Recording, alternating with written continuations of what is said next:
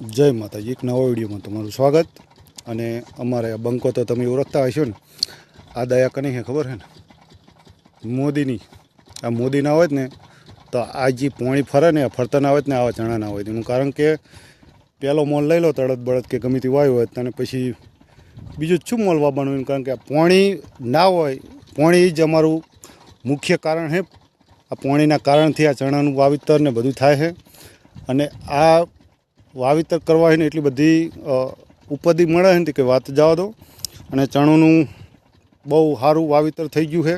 આખા તમને દેખાતા હશે તો સુધી બધા નકરા ચણા જ છે। અને આ બંકે વાયા હાર્યા 10 વીઘા તો બંકે જ વાયા।